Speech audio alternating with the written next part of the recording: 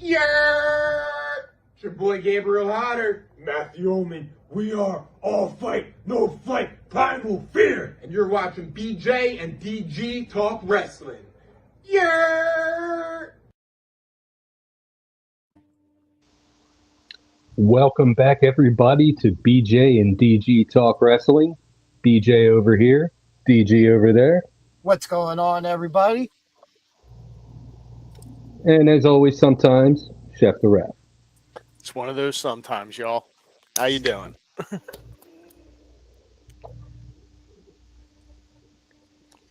Well, guys, what a weekend of wrestling we had, huh?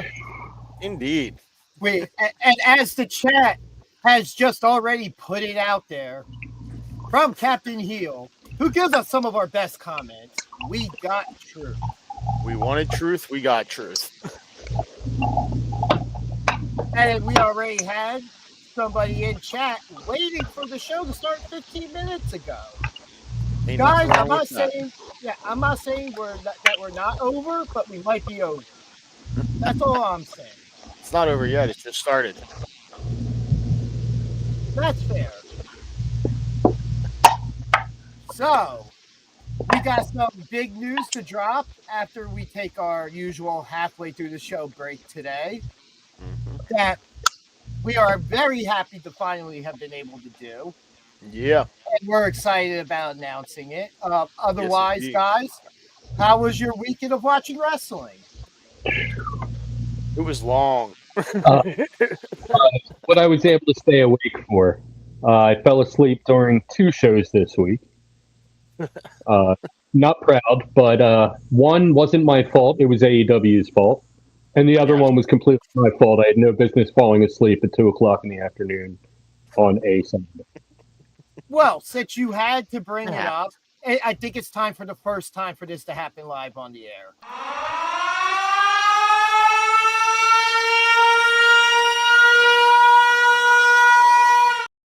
And ladies and gentlemen, that is the new rant alert, which I'm about to go on a mini rant real quick.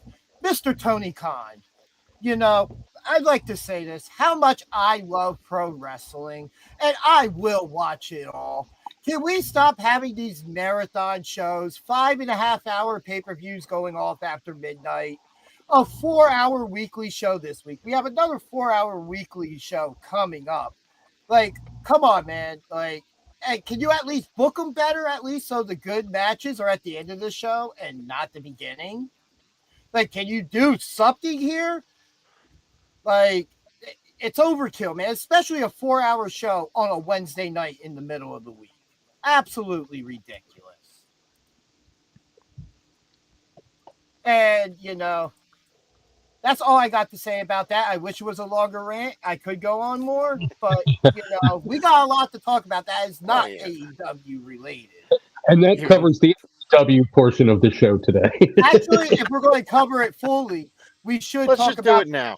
Yeah, the Hurt Get Syndicate. AEW over and done with out of the way.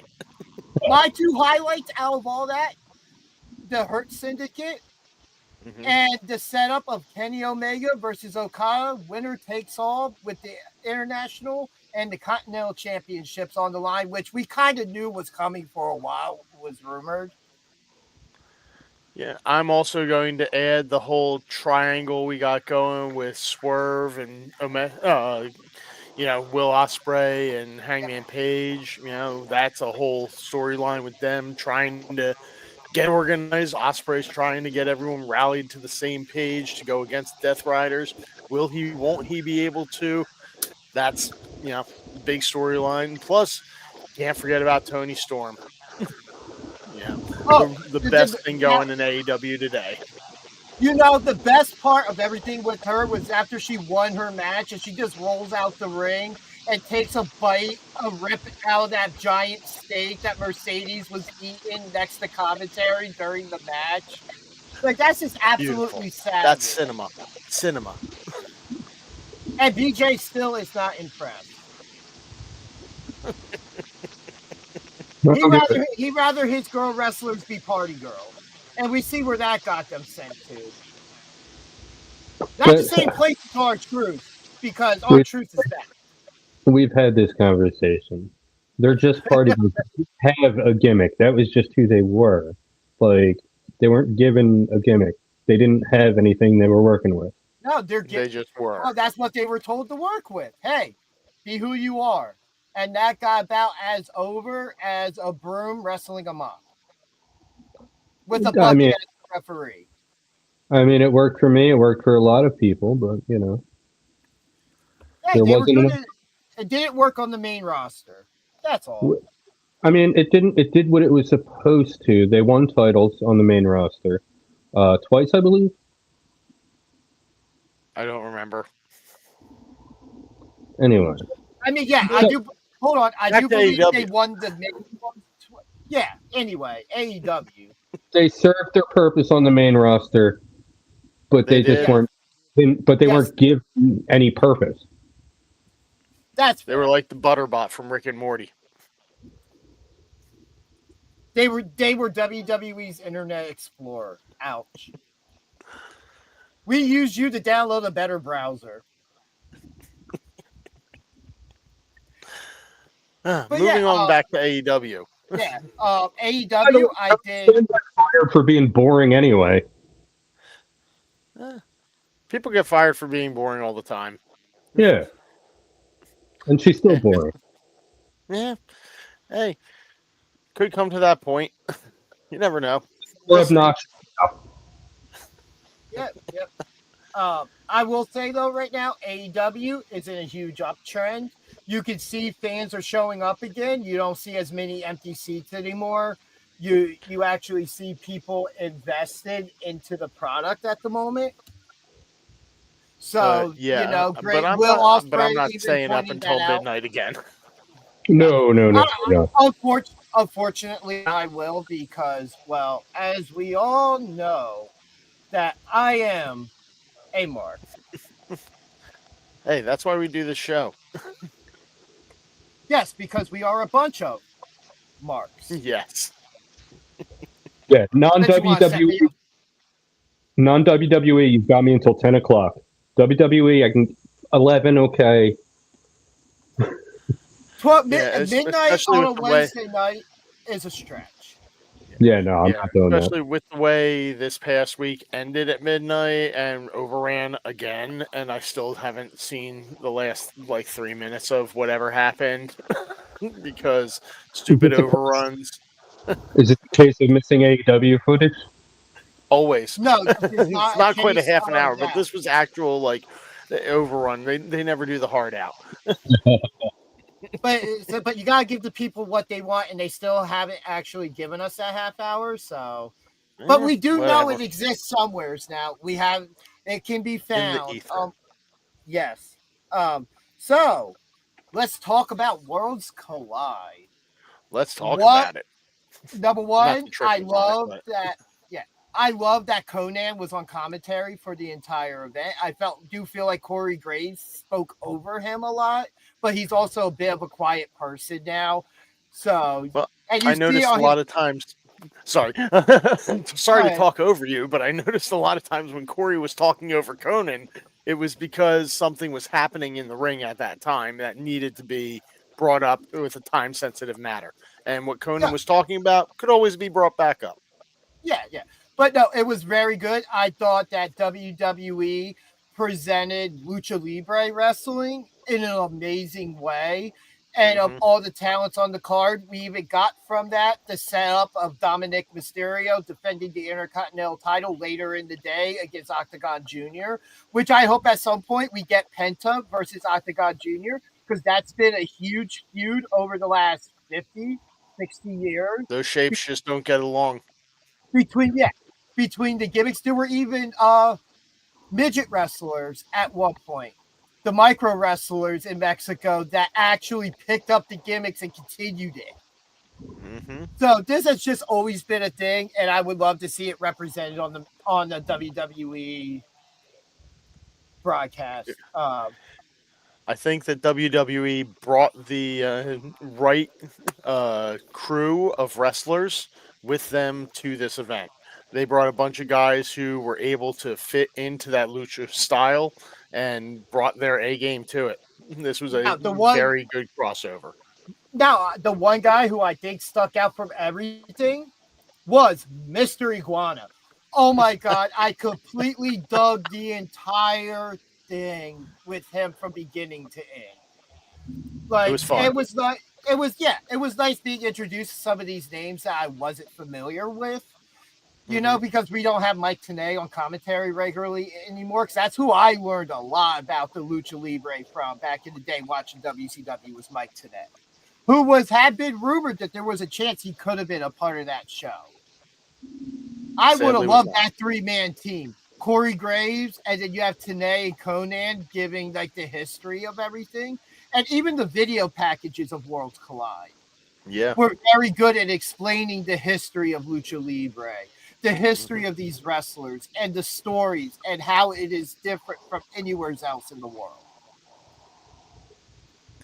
Yeah, and this was a very good crossover event in the sense that the WWE audience that traditionally has not been exposed to a lot of Lucha Libre, now that AAA is under the umbrella of WWE, you had this event happen. You had great introductions all around for everybody that were tailored to the WWE audience and their product. Kind of the opposite of the way AEW did their crossovers with New Japan and everything. Like it was just kind of like, okay, here's this guy.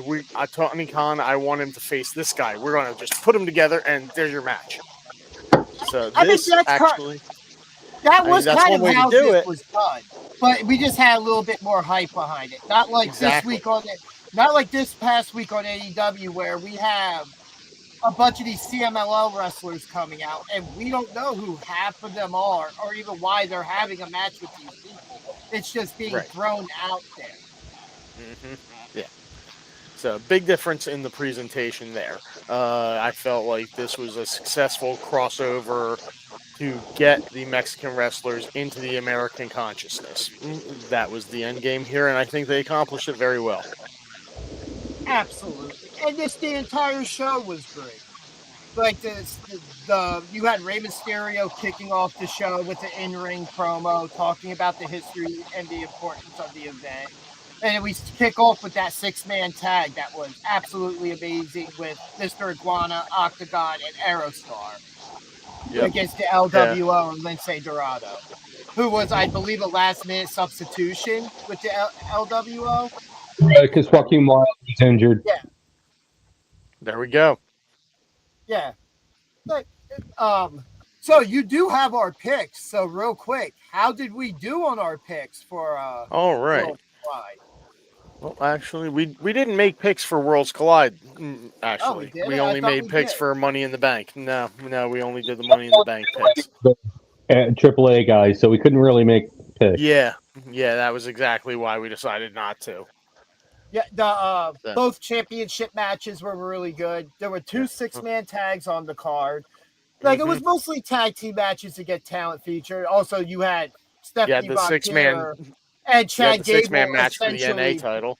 I don't care what anybody says. We all know El Grande Americano is Chad Gable, and they both of these pulled. They both pulled double duty. It was. We all know it. Don't sit there and try to deny it. Well, I mean, just because both guys got hurt on the same day, that doesn't prove anything. Have you seen the nipples side by side? The what? Nipples. We're talking. You're talking about nipples. I have not seen a nipple comparison. No. Completely different nipple styles. At least he didn't go with the tattoo that could be covered with makeup very easily. All right, I appreciate him at least going with something that's harder to cover up. Oh, good Lord. You know, because everybody always enjoys either a good Chad Gable or El Grande Americano Starbucks drink nip slip, right? Man, I don't want to know where the milk's coming from for that Grande Americano. But yeah, my match of that card was probably the main event for the AAA Mega Championship with Vikingo and Chad Gable. They went out there and put on an amazing, hard-hitting match, surprisingly enough, considering whether what anybody wants to believe, you know, Well, I mean, Chad that's Gable where pulling Chad double Gable got duty. hurt. You know, I mean, Grande Americano had to go through that Money in the Bank match where he got hurt, and I mean, these things happen just coincidentally on the same day. You know, you guys are a bunch of marks. But yeah, what was your guys' thoughts overall on the show? Overall, I give it an A. I give it a triple A. The last thing I remember before I fell asleep was Dom's promo. Wait, you Okay. fell asleep during the afternoon show? Didn't he say that earlier in this Yeah. broadcast? Don't you remember that? I don't. No, I don't. I've had a busy day today, man. I had Very very busy. short sleep, and I woke up super early. So by that time in the afternoon, and I spent the whole afternoon doing an editing project, or the whole morning. So So I yeah, was there we go. You know, just real quick, since we're at the beginning of the show, just to say this, as I said, I had a long day today.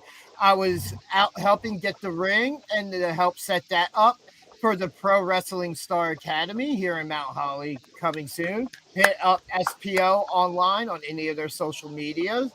Um, there is a banner of the graphic you just saw. This banner has one of our head trainers, Johnny Cashmere, on it.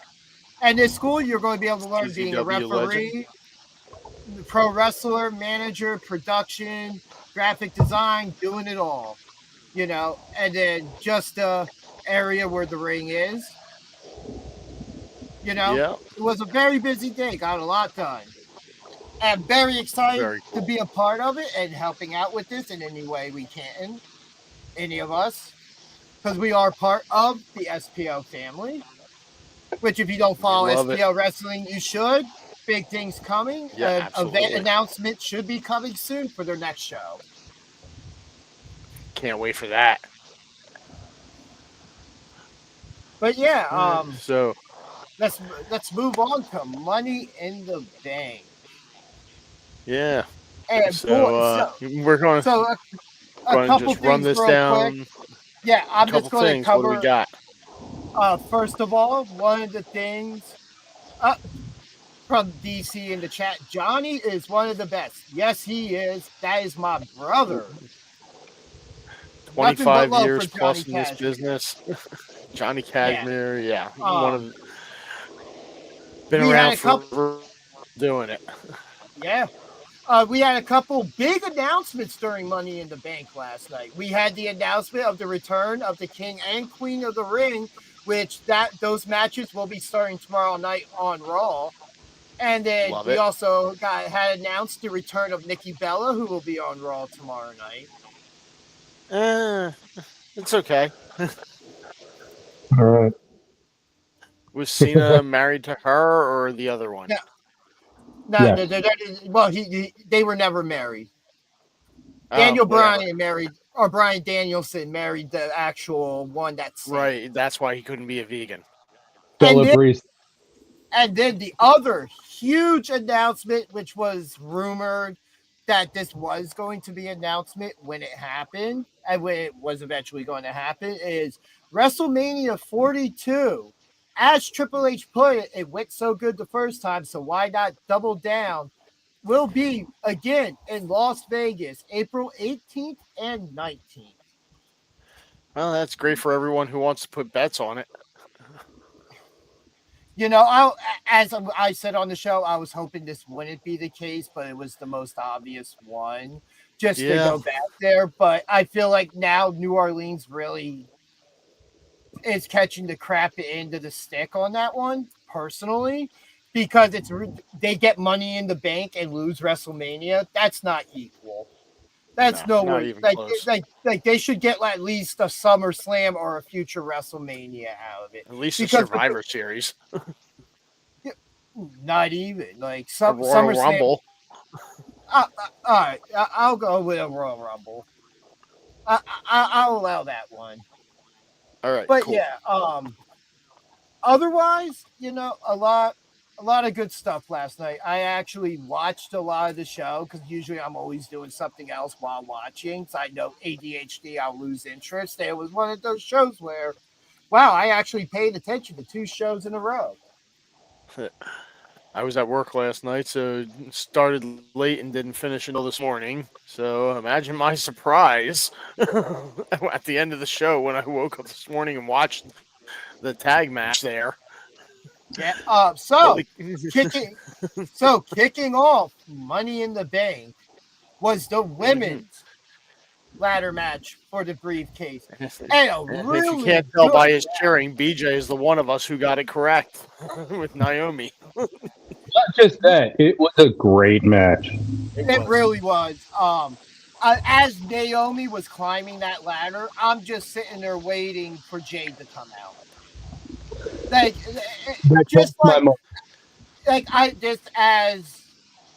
which we'll get into it later. I was waiting for somebody else to come out during the other Money in the Bank ladder match. All right. But yeah, these ladies went out there and put on one hell of a show. Does they kick off this pay-per-view or PLE, whatever you want to call it? Yeah. Yeah, so this was a strong 6-woman field here that we started off with, and we saw individually and within the group dynamic why they were picked to go this year. Yeah. Like, there was obvious reasons why each one was in this match for whatever spot it was going to be, whatever timing it was going to be. It worked. This whole match worked on every day. One of my favorite spots in the match was the Alexa Bliss and Roxanne Perez Mexican Destroyers on the side of the ladder. That was such a cool spot. They're like, all right, we're doing it, and they timed it out perfectly to hit them both at the same time. And there was another spot similar to that, wasn't there? Yeah, a little bit earlier than that. Yeah. So, yeah. With Roxanne and someone, Julie. I think it was the women's one where somebody got thrown into the barricade. I think it was Rhea threw somebody into the barricade, and then they bounce off the barricade and just smack into a ladder laying right next to it. Oh. Yeah. That really looked like it hurt. Yeah. I was disappointed that Stephanie Vaquero didn't win, but that was her 3rd match in 24 hours. Yeah. she had a hell of a workload. Second in the same day, nonetheless. Yeah, and I'm expecting Julia to chase that women's United States title at the moment. Anyways, it looks like that's the route they were going with her. Yeah.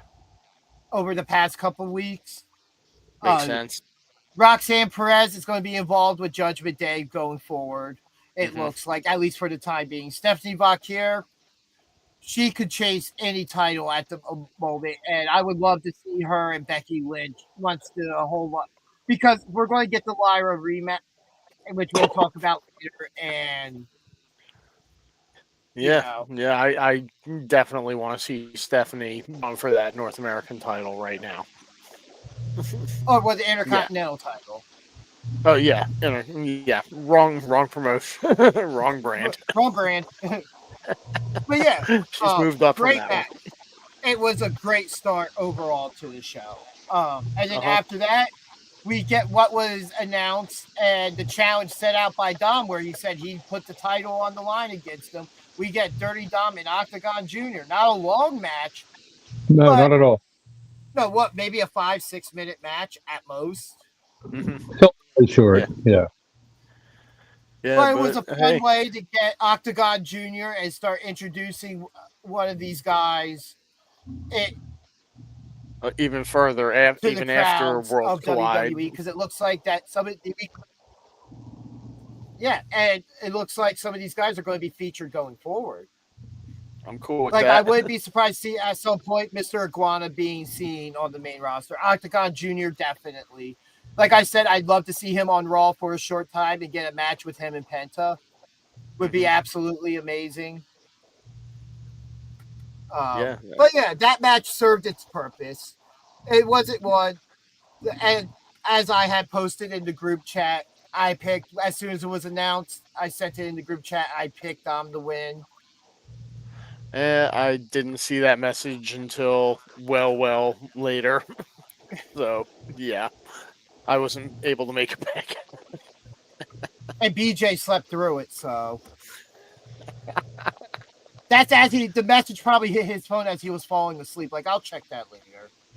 I do remember it going off as I was fading into unconsciousness. And there you go.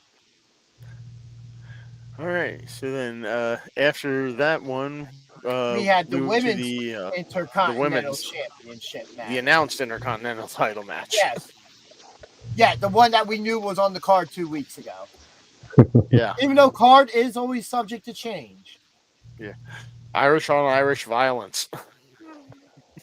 And did you notice this real quick that Becky's hair is starting to blonde out a bit more? She has it re-dyed it. Yeah. I wonder if that's part. I'm just saying. I wonder if that's part of like one of those slight changes. You do. Could be.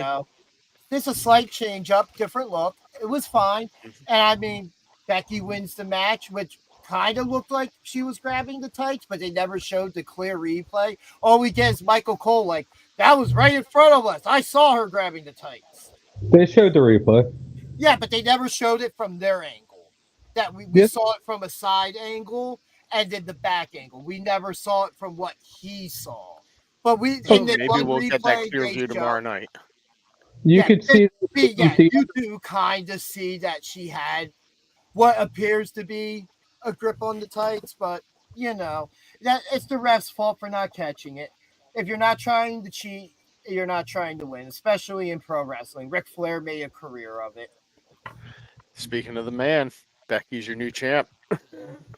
Yeah, and boy, after the match is where it gets a little bit interesting. As per the agreement, I will put that up real quick. So, as per the agreement of the match, if Becky won, Lyra had to raise her hand.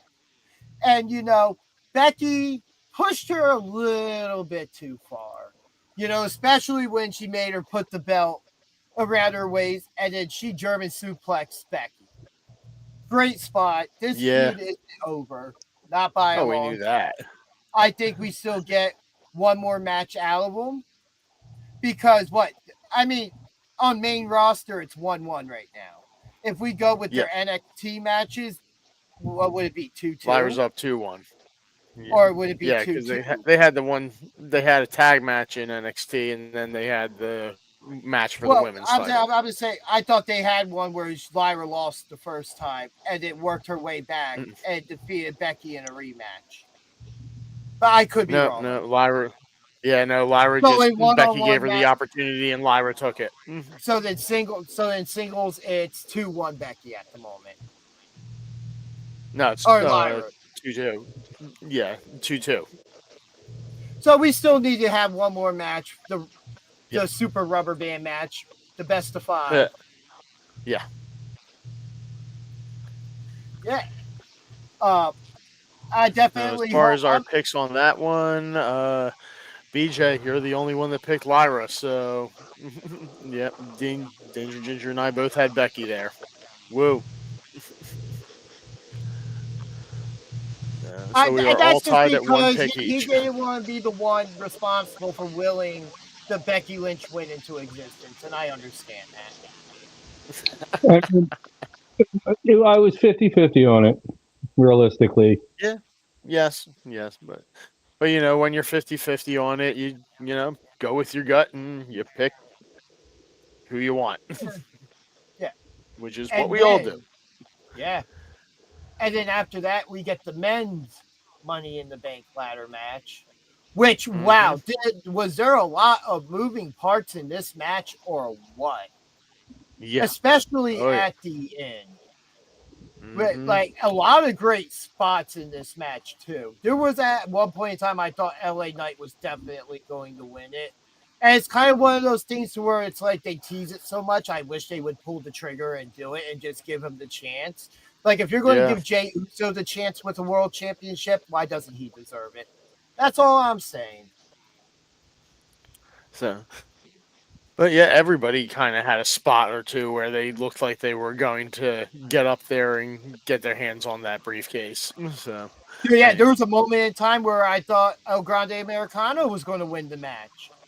After he put the metal plate in his mask, there would look like there was came a up, gave time the period. headbutt. Yep. And then I think it was Seth Rollins that stopped that from happening. Yeah, pulled him down. Yeah, somewhere along the way, Grande Americano got injured in that match, and yeah, just so happens to be the same areas of Chad Gable's injuries on the same day. Coincidence. At least they can rehab together. Like, I really thought Chad Gable would have run in on that match, but then he got injured. Yeah, I was expecting that too. I didn't realize he was injured How because do you expect Chad Gable to run in on his own match?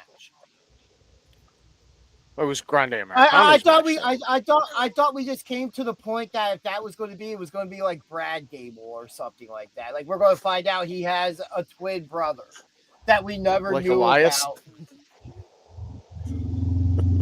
Oh, speaking of that, just to sidetrack real quick, they interviewed him on Busted Open this week Friday before his match for the TNA Championship against Trick Williams, and they said something. Somebody asked him the question: "So when can we get all you and both your brothers together doing a performance?"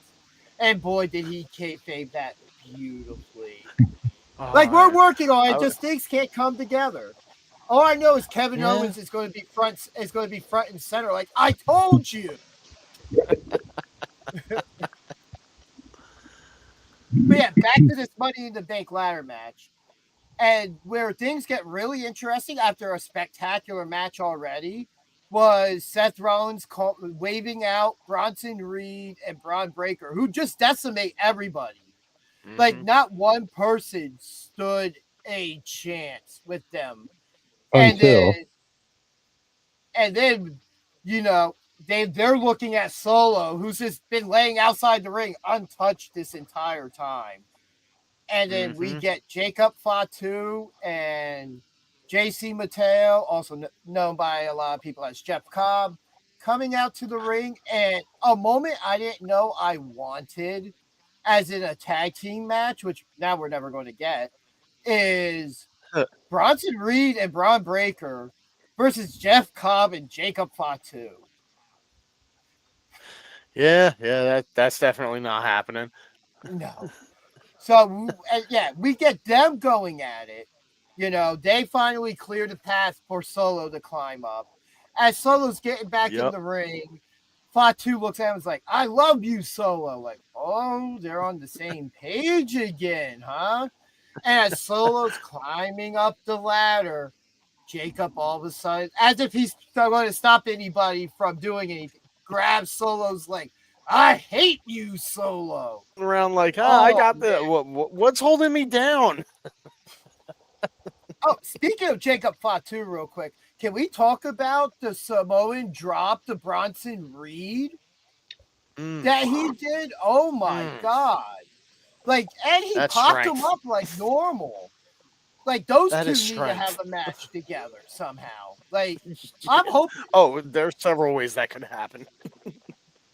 Like, I'm at a point where if Jacob Fatu is in the King of the Ring tournament, how is he not the pick to win and go to SummerSlam and have a championship match? Yeah. Like, that's just how impressive I like that. he is. Like when we did like some of our early picks going forward, like for WrestleMania, one I have in my head right now is Seth Rollins CM Punk for the World Championship. I think we're going to get that one-on-one match.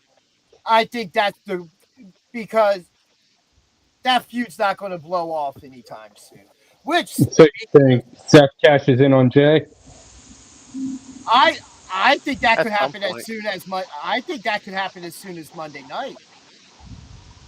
Gunther gets defeated and just snap. How many times have we seen a champion barely retain and then the loser of that match just goes on a tear, destroying them? Right. I think at worst, I can see it happening, but I think at worst it could be a tease to where Seth Rollins does come out and we get somebody else, 2 other guys coming out to make the save. Maybe a CM Punk. Ooh, what if Sami Zayn were to come out and make the save and turn on Jay?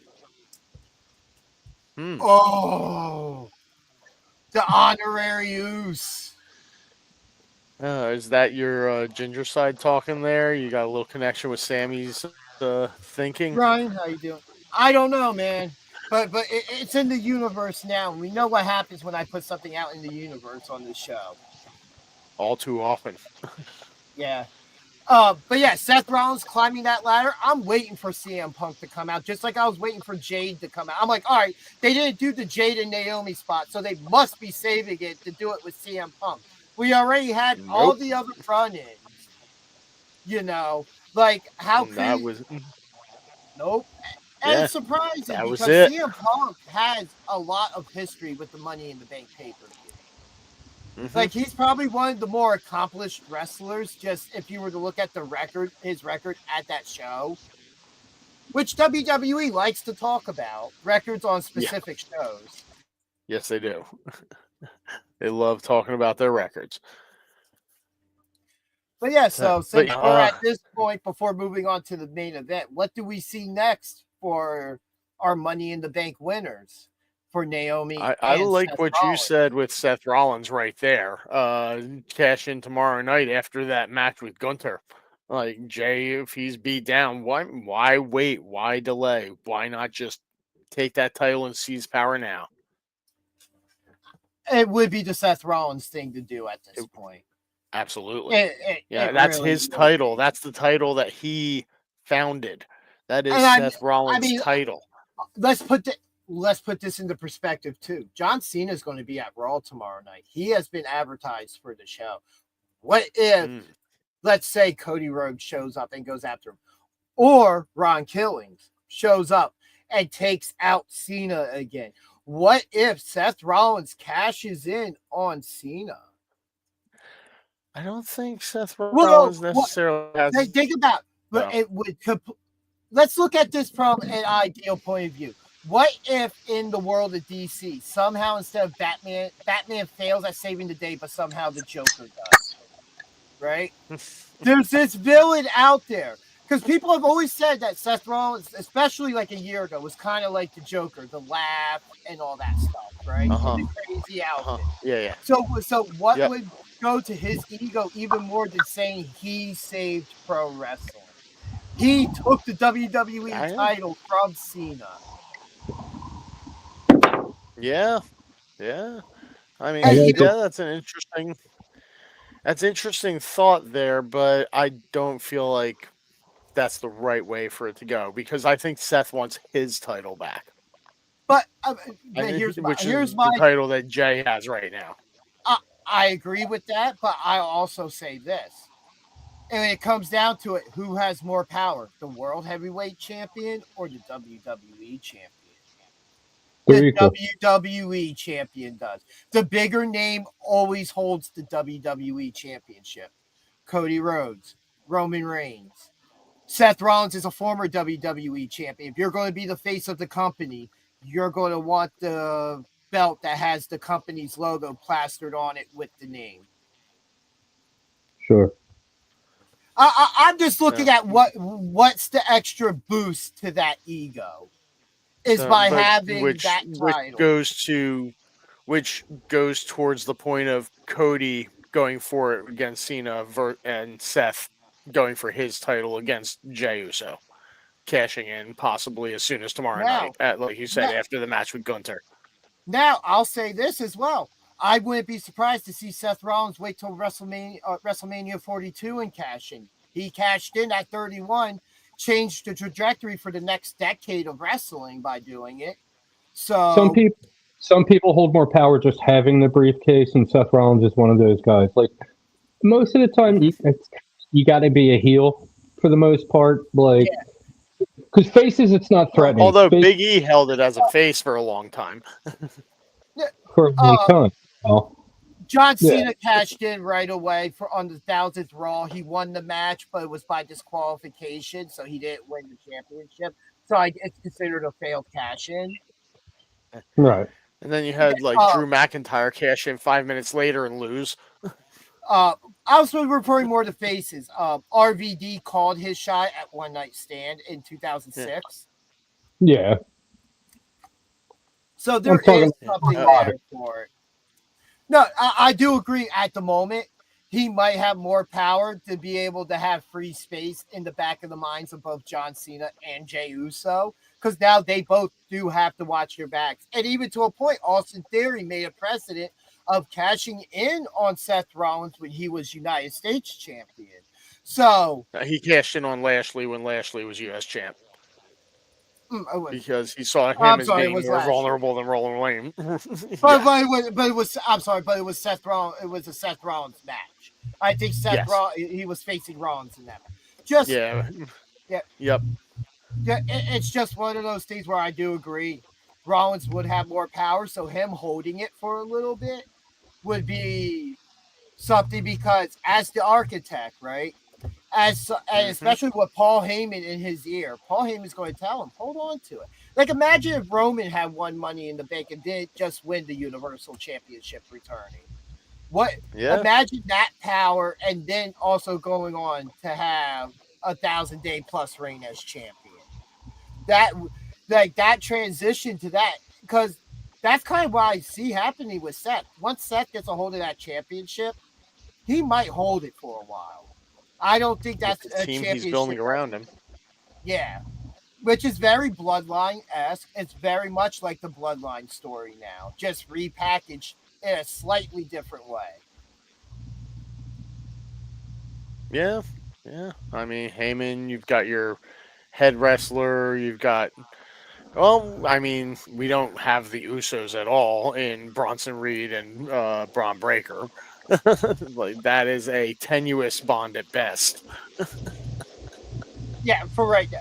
But I'm not talking about that. Unity will come together over time, right? Like, they have to build that chemistry, because those two were never really on a team together. Unlike the Usos and the fact that the Bloodline was all family. So they literally all trained together. There was chemistry there from the second they were born. Yeah, but I'm not sure Breaker and Reed will ever trust each other, though. That's the thing.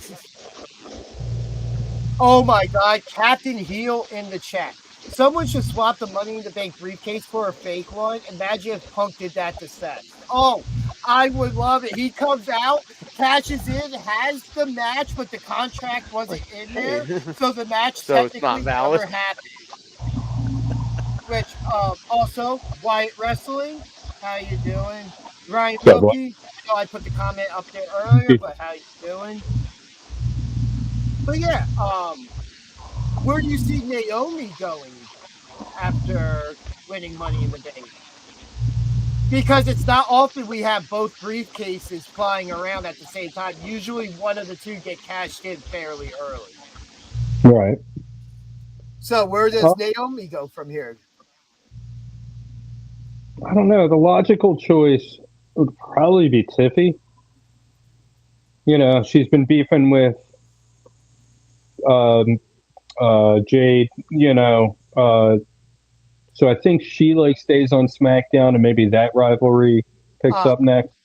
That's where I think it's going at the moment, because Tiffy did cost her the women's WWE championship. So there is story there. What I would love to see is one of these two people, a Money in the Bank winner, win the championship while holding the briefcase. And they get to keep both. And just imagine the champion gets beat within the timeline of the briefcase, and that champion could turn around and cash right back in right away. And we get that. Instead of having a champion lose or win a match and then the cash in, we have somebody be the double champion, essentially, holding both, lose that championship, and then turn around, attack the person, and cash in the briefcase right away. And take the title back. That could work. I could see Seth doing that, honestly. Yeah. That would. I would say there's a lot of people I could see. I think WWE missed a point with putting Karrion Kross in this match, and I really think it would have been a great thing to see Karrion Kross win that Money in the Bank, because with the president the mind games he'd play. Oh my, perfect. From what I hear, his contract is up soon. That's what I've heard too. Let's see. Oh, yes, poor cross from Captain Hill. Ryan Milky in the chat. Jade will beat Tiffy at Night of Champions and Naomi and Jade feud. I think Jade. I could see think that. Jade is my pick at the moment, without knowing the brackets or anything. Because I know she's in it. That she could be the outright winner of the Queen of the Ring. Yep. Oh, Jade beats Tiffy at SummerSlam. Naomi cashes in on Jade after the match. Yeah. That could work. SummerSlam's been a hot spot for cash-ins recently. In the past, got 7, that time 8 years. frame there. It's far enough out where you have time to build like momentum with the Money in the Bank briefcase, but it's also short enough time that people don't lose interest and forget and care why they care that you have it. And just real quick, while we're talking about the women, what do you guys expect from Nikki Bella tomorrow night? To fall asleep. Yeah, I expect to change the channel or leave the room when she comes on. I'm expecting that she's going to get announced for the Queen of the Ring tournament, and that's going to be her stepping stone, because I know she's been working on coming back.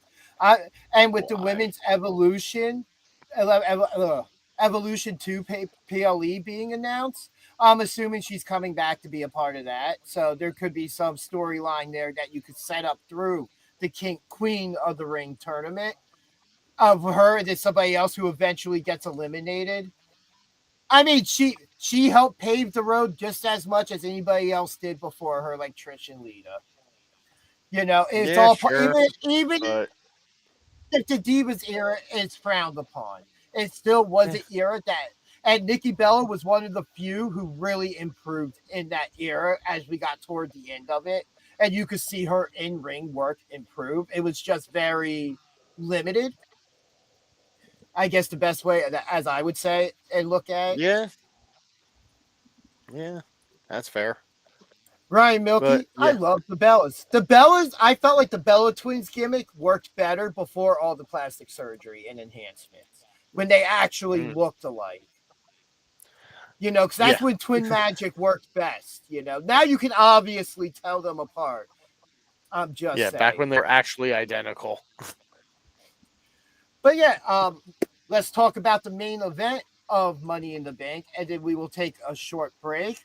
We will be re-showing footage from the last SPO show of Primal Fear versus the Rep, but there is a reason why. And when we come out of the break, we will tell you why. But speaking of tag teams, let's get to this main event. Yeah, we had Cody Rhodes and our world champion Jey Uso taking on our WWE champion John Cena and Logan the YouTuber. Freaking YouTuber. I had got a kick out of Logan Paul's entrance and him catching the drone as it was flying by. I hate to say it, like, Logan Paul fits in the wrestling world. And that you hear everybody saying that he's in there putting in the work. He has his own ring at his house where he lives, where they go, where I think Jay even went, and that they work together to make sure their match was going to be as best as possible. Like, I don't doubt any of that. I just still don't like the guy. That's a personal level thing. Hey, Ryan, I am giving him the respect. It doesn't mean that I still don't think he's an a-hole in real life. That's all. Yeah. But when it comes to pro wrestling, he fits in. He has a natural heel aura to him.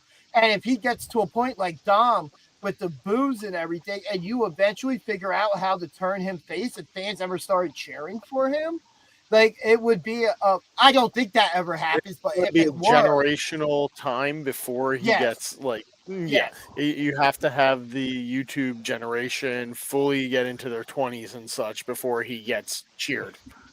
Yeah, you gotta have that switch and mentality. Mm-hmm. I'm not saying I don't cheer for him, but I'm not saying I cheer for him neither, but I enjoy what I see from him in the ring. I cheer for him to have good matches, but not personally. Yeah, I cheer for him in the wrestling world to do good. But outside of the wrestling world, I could give a damn what he does. My understanding is Prime tastes like trash. I've never had Prime, so I can't tell you. I refuse to buy it because, well, Logan Paul. Yeah. Yeah, buy some real American beer instead. Oh, No, don't. no. Our buddy Mammoth tasted that, so none of us have to. Yeah, shout out to Mammoth. By the way, he does a lot of streaming content while he interviews people from the wrestling world. I believe on Twitch and TikTok, maybe Instagram as well. So definitely go look him up and check him out. But yeah, so Cody Rhodes, Jey Uso versus Cena and Paul. What did you guys think of this match? Before we get to the finish. Yeah. The match itself was fine. It was what I expected. All the guys got their spots off and everything. It was a fine match. The best part of it was obviously the ending of the match. That was the best part. I don't know if this ending would have was booked 2 weeks ago, if it would have ever happened 2 weeks ago, but we have it. We have the ending that we got, and I'm here for it. Booked for months. Yeah, if that's what you want to believe, man. As we had this whole conversation before going live, what were your thoughts on the main event? Yeah, like Chef said, the match was okay. You know, nothing wrong. Yeah, but the money was in the end there. Yeah, I definitely agree with Ryan. It was a little slow when they started. You know, they definitely paced out the match and with a great build and awesome finish. I did like that they gave Cena and Logan Paul a little friction. Oh, yeah, that was definitely interesting. I wouldn't mind seeing a match. How much it's always supposed to be heel versus face. Every once in a while, I always love to see heel versus heel, where you see two guys pulling out every little you get those egos just butting heads. Yes. But the highlight of this match, which I'll work up to, we're getting towards the end of the match. What's up? They're going home. You have Cena go out, grab the WWE title belt, and hit Cody with it. And we're looking at this like, all right, a repeat of WrestleMania somehow, because Cena has essentially won all the way up to this point outside of the Royal Rumble. He's won everything leading up to this point. Belt shot, and the next thing you know, we get a masked man hopping in the ring, spearing Cena and just starting to beat him down. And for it to be revealed that it is R-Truth after all, debuting. That after all week, after a week of after we mourned the loss of Truth. Yes, and everything. Whether after our discussion pre-show, whether this was a work, was half work, half shoot, or does it even matter what it was? No, and in the end, I honestly don't want to know, because this is one of my favorite things that has happened in WWE from a fan aspect to also being able to talk about it aspect. And that we get the mask off. It's R-Truth, who Michael Cole immediately calls Ron Killings and then goes back to R-Truth. Debuting Ron Killings. Yeah. Like, I don't care if we got worked or not. Just the idea that I haven't seen something like this at this level of fan chanting during matches where it has nothing to do with anything remotely to the person, and the fans are being, if it is a work, the perception of having this power of, hey, we're letting you know we all love Truth. Because from reactions of people was like, Truth was Ron Killings, however we're going to talk about him, universally loved. You know, and that he had the fans. He had one of the top selling merch shirts even before the Ron Cena shirt came out. You know, like absolutely cool to give us that moment. And that it seems to be setting up where could we actually see Cena Killings WWE Championship match. Because let's remember, R-Truth, the character in kayfabe R-Truth, is not a former world champion. Ron Killings, though, which was pointed out during the post show last night, I believe by Big E, he pointed out that he is a former NWA World Heavyweight Champion in TNA. Wait, do you think R-Truth and Ron Killings are the same person? Is this a whole Chad Gable Grande Americano thing Anyway, again? BJ has to go to catering for a short time. One of the Needs a big snack. league. Yeah. Something about that popcorn machine wasn't popping popcorn or something, and he's the only one that can fix it. I don't know, but he'll be back in a moment. But yeah, I'm really that was the happy to big see him moment back. of the night. Hey, were you As able far to as get I'm that concerned, popcorn that was- machine figured out? Huh? Take that as a yes. Go on, continue. So Ryan in the chat, power is fickle. Though, what if next week we chant, we want Coda, we want Strowman? I hope it wasn't a work purely because playing with people's jobs as well. There's the idea though. He wasn't the only one released recently. So this all Carlito. fell in line. Yeah, Carlito was released as part of that, and Carlito's already won gold in Puerto Rico.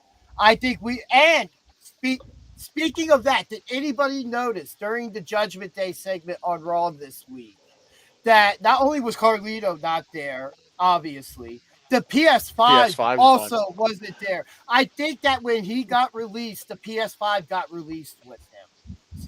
So, Well, that was so his good PS5. luck. He took it home with him. So good luck to the PS5 and all its future endeavors. It'll be back when they have to plug WWE 2K26. Hey, maybe Yeah, Carlito yeah. comes back with it, for one night. He brings a second controller. I mean,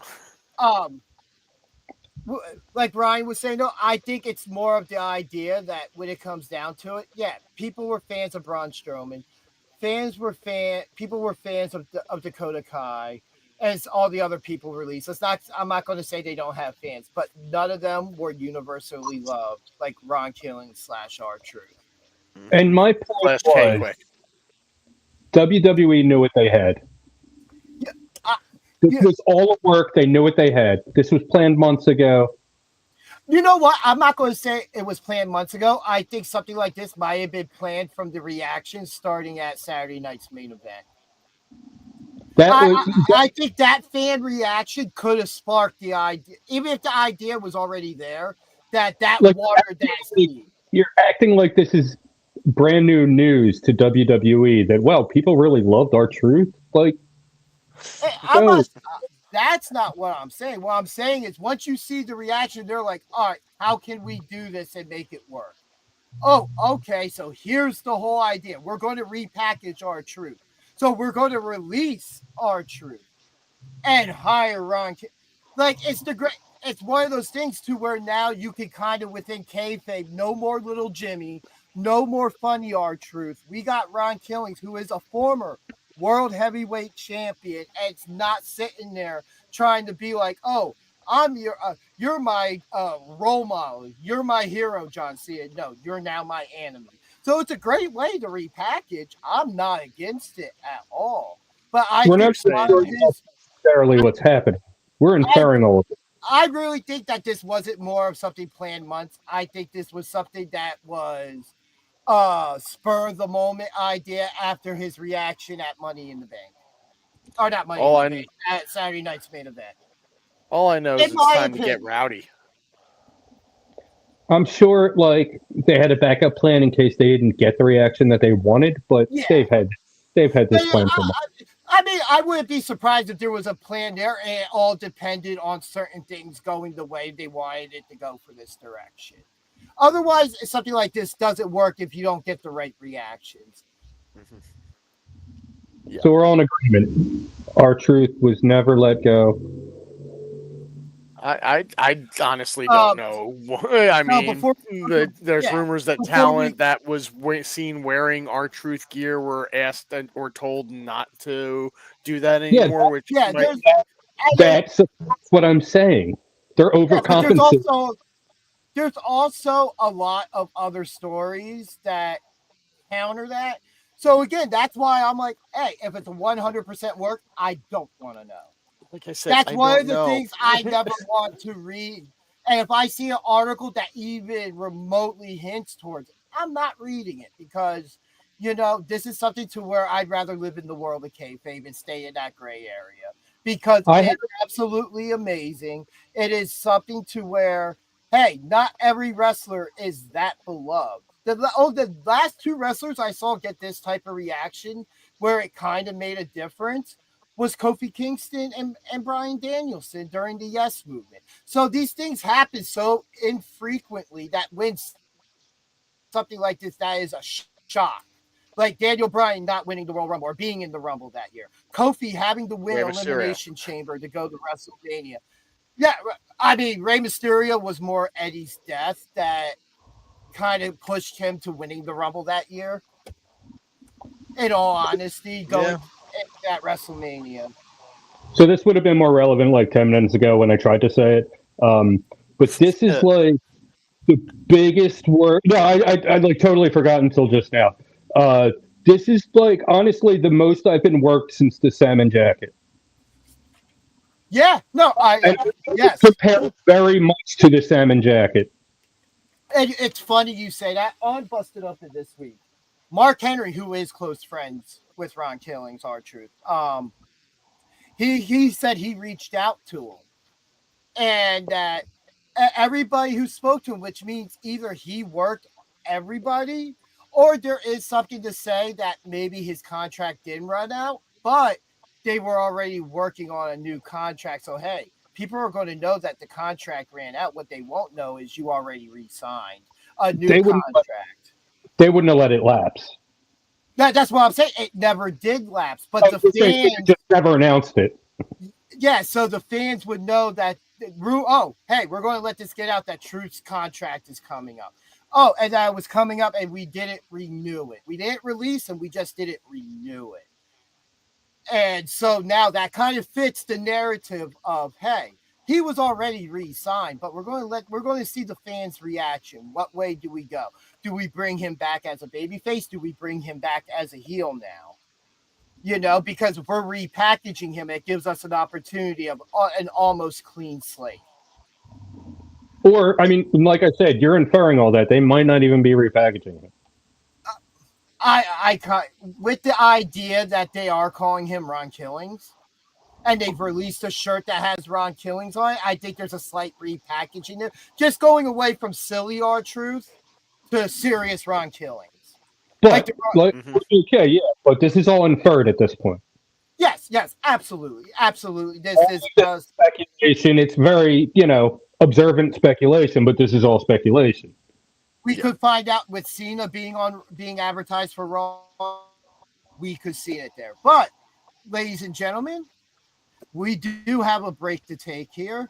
So we will be showing a highlight package we showed a couple weeks ago that I threw together of Primal Fear versus the Rep from SPO Silver Anniversary of the Backseats. And then when we come back, we will have an excellent announcement we have been waiting to do. So everybody enjoy the clip, and we will be back shortly.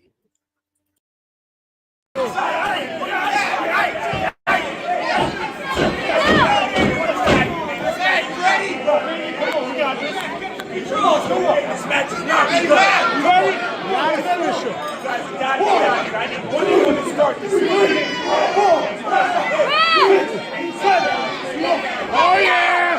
You're in trouble now! Let's go, Rock! Let's go, Rock! Let's go, Rock!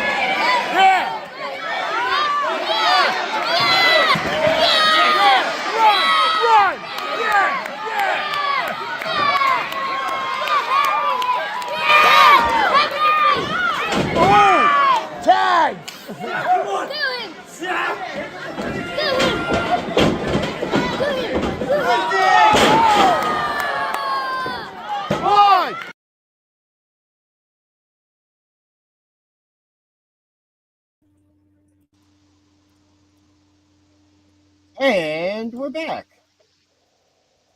So, Chef's not with us, but that's okay. While he is still away, we can actually make our announcement. So, unfortunately, I don't have a graphic at the moment, but this past Friday, with one of the teams you saw in that match, those highlights, Primal Fear, myself and BJ had the opportunity to be able to sit down with them here online and do a full interview with them, which we will be premiering within the next week, maybe two, after some editing and stuff like that. So keep an eye out on socials here on the YouTube channel for that, as it will come out. It was a really good, fun interview. I really enjoyed it. Got Wrestling. to learn. This is just a very interesting. It's just a great listen. There you go, Primal. And just in case you guys are wondering exactly who they are, that is the opening video you saw introducing the show today with them. So, And the shirt I'm wearing. yes.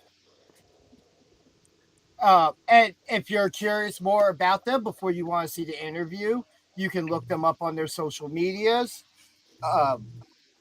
Matt Omen 999 and at Fear Gabriel 13, and Adrian's, unfortunately, I don't know off the top of my head. And at True Primal Fear on Instagram. I know that's one. And if you want to see some of their matches, you can find them on YouTube. Super Crazy Wrestling, which is one of the big promotions where they are current double champions as a tag team. So nice. Sadly, I couldn't make it to the interview, but glad you guys had a good time with it. I'm looking forward to watching it along with everyone else. Oh, we had a good time doing it. I just didn't have a good time editing it the next morning. That's why it sucked all the life out of me. That's why I fell asleep for Worlds Collide. And that was just the first round of edits. Yeah, that'll happen with editing. Yep. It's out of my hands now. So I guess we could talk some NXT at the moment. Sure, let's talk about it. Yeah. What do you want to talk about?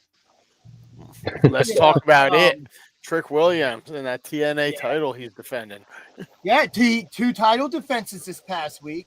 He defended it on NXT this week against Mike Santana, which was a great match, which we had Elijah in the crowd, which they had an interaction before their championship match later on Friday. And he retained that title with an assist from First Class, who is AJ Francis, and one of the most amazing young wrestlers right now in Casey Navarro, who I was very happy, who I've gotten the chance to meet at an ISPW show last year, and was very happy to get to see that he finally is on WWE TV, even if it's just an appearance like that.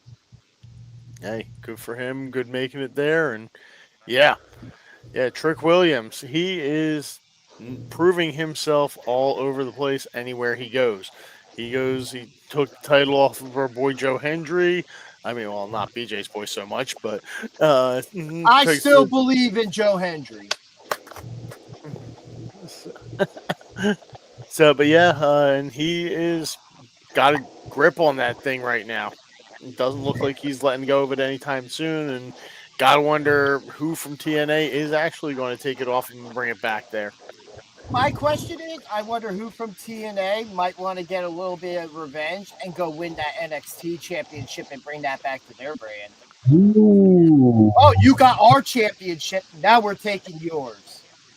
Oba versus Moose. Again? Oh, I would love to see that match again. Didn't they have them? They had a match already. They did. Yeah, I would love to. I just don't know who in TNA, honestly, even Moose, who could take down Oba Femi. Right now, I mean, Trick Williams. Oh my God! That was the.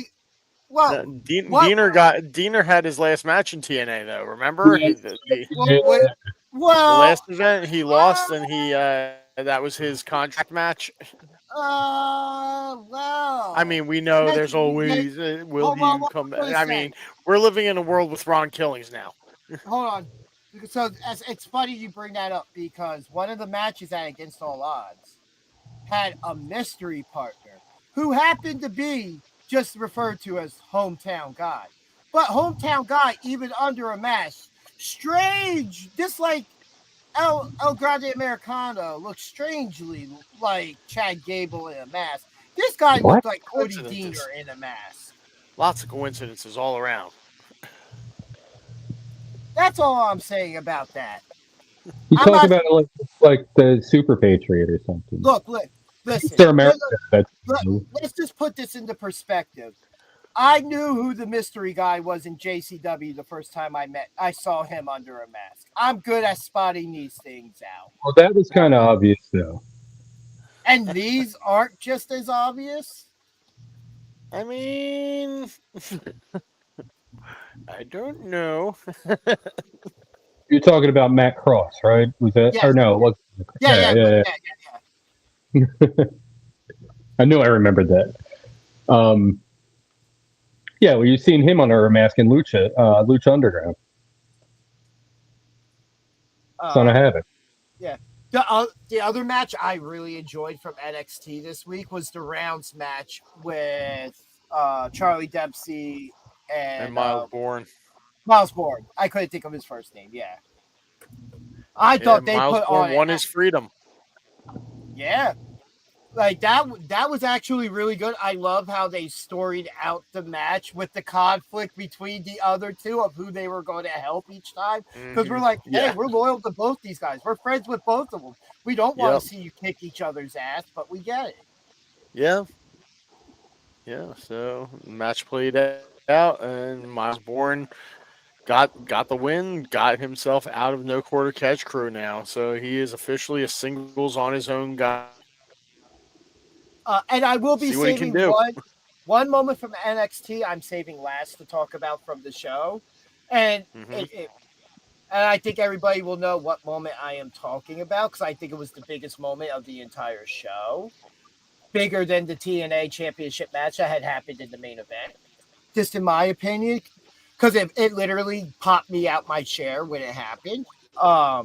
Another big thing that the our season 1 LFG winners are really going to, I think we're going to see some decent pushes. Why can I not remember his name? They have the contract signing for him and Obafemi next week. And I'm going to Jackson Troy or something like that. Jason Todd. No, wait. Yeah, Jasper Troy. Yeah. Wow, Jasper Troy. I was that close with it. I said Jackson. They really match up standing in front of each other really well. And that's going to, you know what? Imagine that upset. The LFG men's season 1 winner just gets that contract, gets on TV, and actually puts down Obafemi. Because it looks like NXT is in that, hey, everybody's slowly getting called up mode now. Everybody has been here.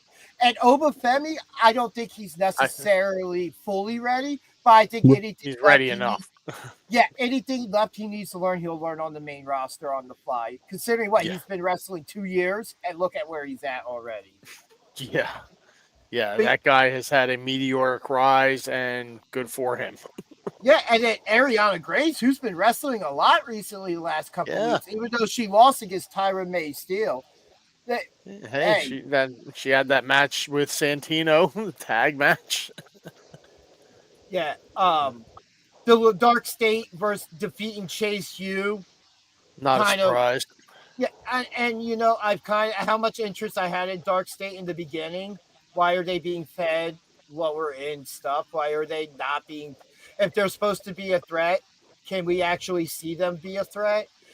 I would love now thinking about it. What if it's revealed and Jasper Troy is actually the leader of the group and he set this all up to have them already there to help him beat Ova? Because Ova's a babyface. I could see him joining the group, but I don't think an LFG guy is going to be He's a- believable at the head of this thing. He's achieved more. Also- He's achieved more than all four of them have done since they debuted.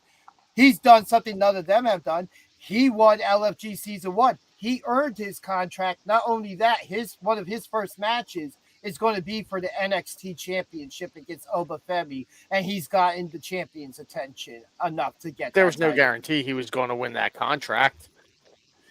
But So it doesn't make but sense that they're there first, and then he comes up from a reality show to win and he's the leader of them now. No, that doesn't make sense. He could join them, but he's not their Doesn't leader. It But doesn't feel like a very NXT story.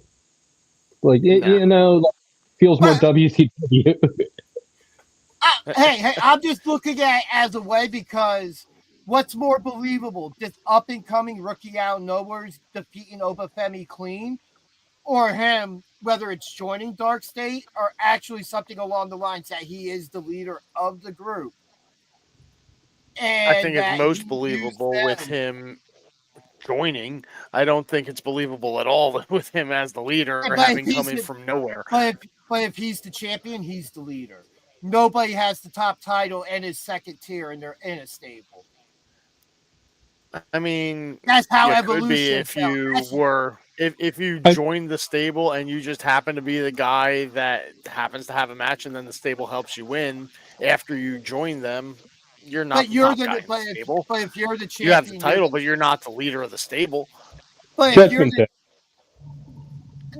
now I wouldn't mind if you go the route of no leaders. That's fine, but still, when it comes down to perception, the guy with the top title is the centerpiece. Haven't they shown that they have no leaders thus far? We haven't been clear on if there is a leader. Yeah.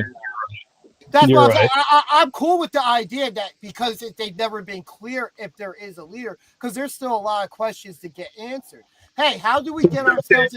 How did they keep getting in the building before they were revealed to be who they were? They Right. haven't been teasing that mysterious third guy. Well, what if Hogan's the third guy? Bobby Heenan did not give that away. Bobby Heenan was staying on track as he did for the last 15 years before that. And we should have all listened to Heenan like I did. We all should have. We should have. But now let's talk about what I think is the juiciest part of NXT from this past week.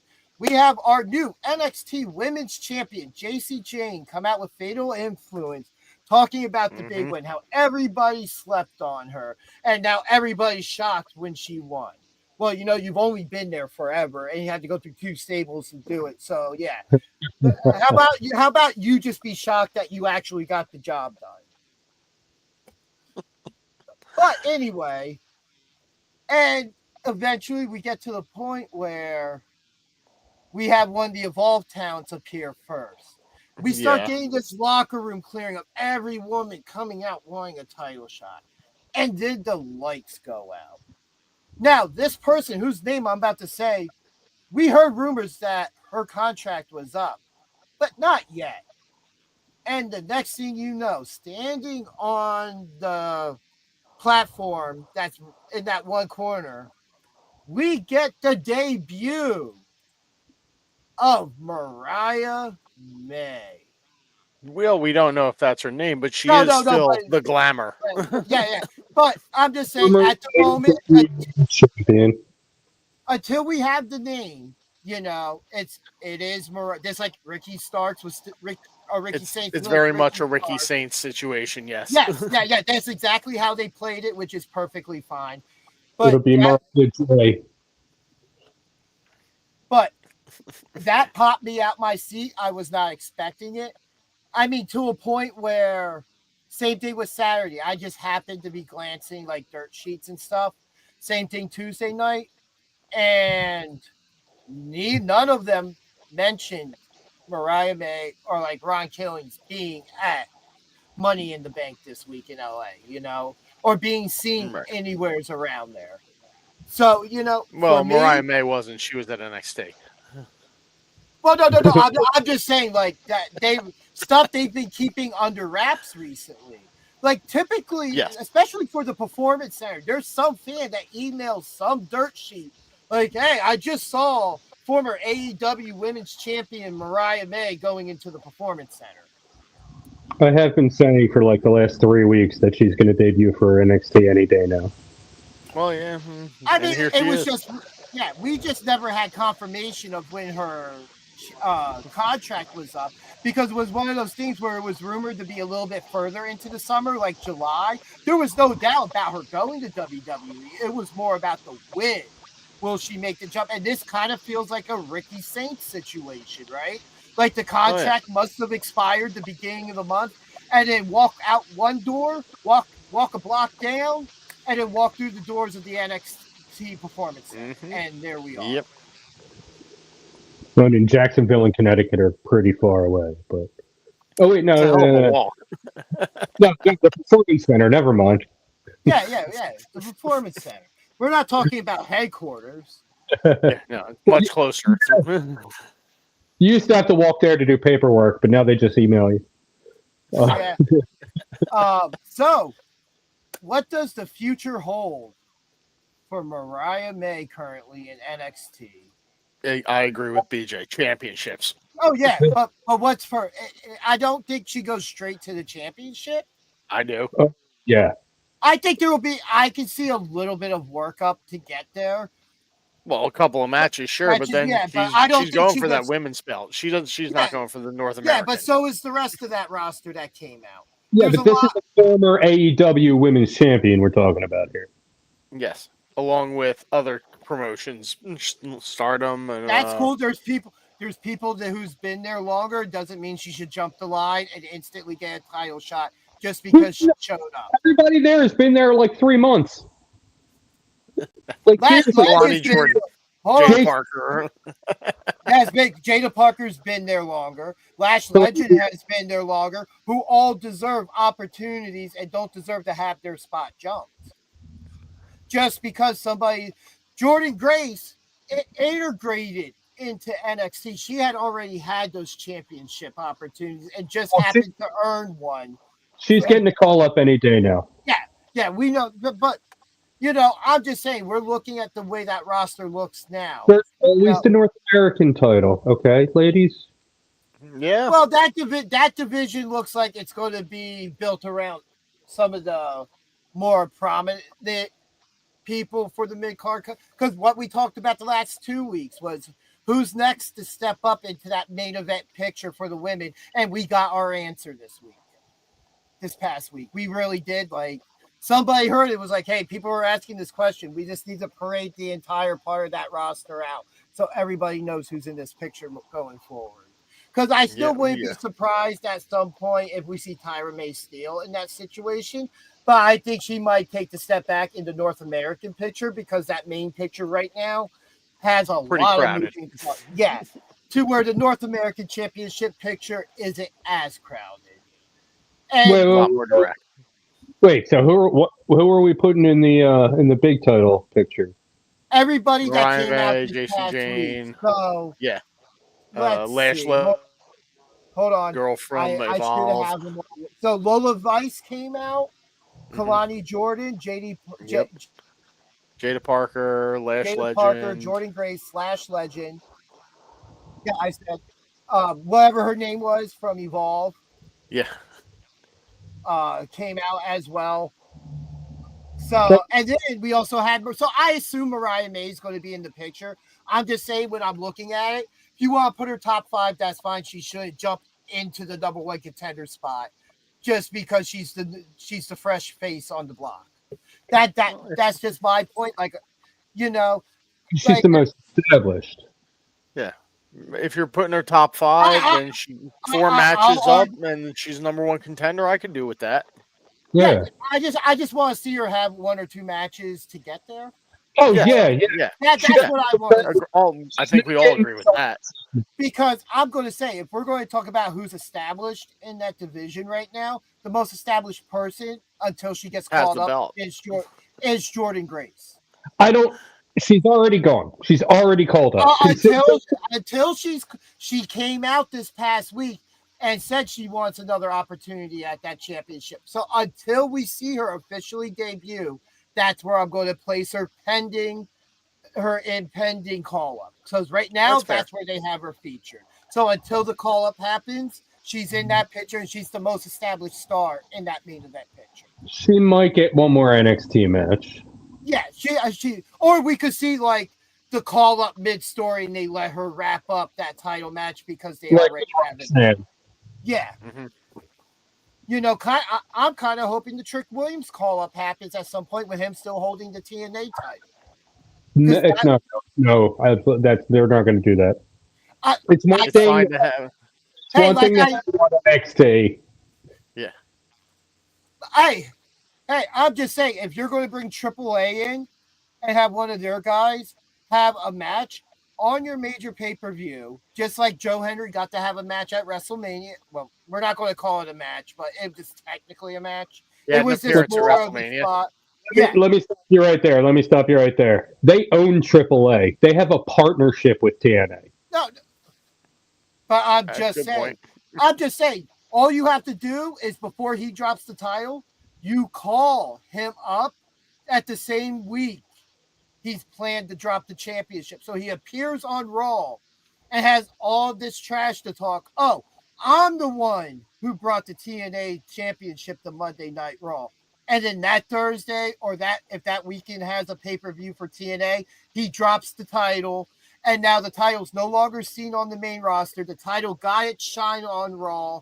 It got the WWE rub being introduced to the Raw audience. And now the title has been dropped to a TNA wrestler.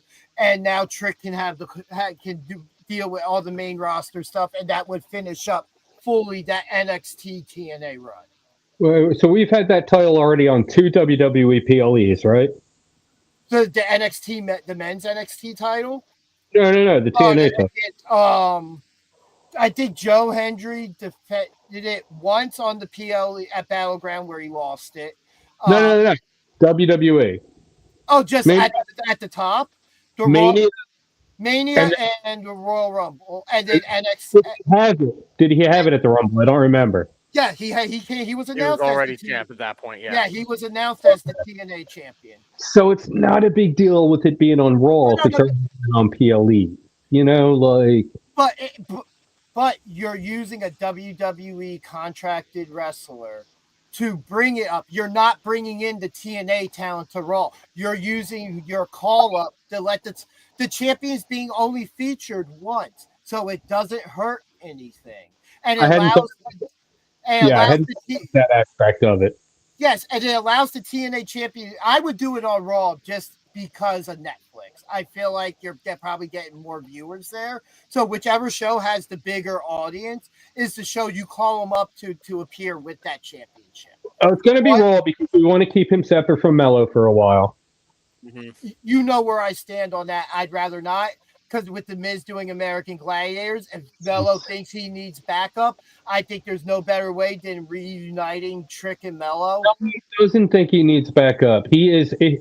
What's this? What do you always even say? I am him. Yeah, he doesn't. Him. But he was saying that when they were teamed up then, for the entire time. That doesn't change anything of what they did in NXT. I don't. And if they're both heel, here's how I feel. If you call them up and make Trick a babyface, keep them split. If Trick's a heel, it wouldn't hurt to have him with Mello, and then we get to revisit that feud on SmackDown a couple months down the line, and you have one of them turn on the other. I think keep them separate for a while, reunite them, have them feud, then have them get back together, then have one turn on the other, and then have them go separate ways again, and maybe get back together in a couple years. I mean, either way, I want to see a Trick call-up at some point, because I think he's ready. And yeah, I want to see it on a separate frame. And I kind of... That's fine. Me, personally, I wouldn't mind seeing them reunite.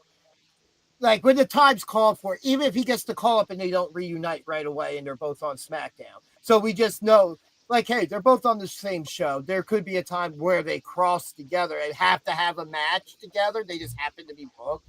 Or just their feuds intersect. And then they're just like, wait, we still work really good together as a team, and you can start planting the seeds for that to happen. They also work together as it's like Johnny and Tommy, like DIY. Like they work great as a team, but they work the best against each other. It's kind of the same idea. Yeah. So I have a question real quick, and I want to propose this idea. So Not the first date, no. So here we go. Right now, the TNA World Championship is within the WWE umbrella, right? Mhm. It is there. I'm just going to say this, and now I'm saying this. I don't see this happening.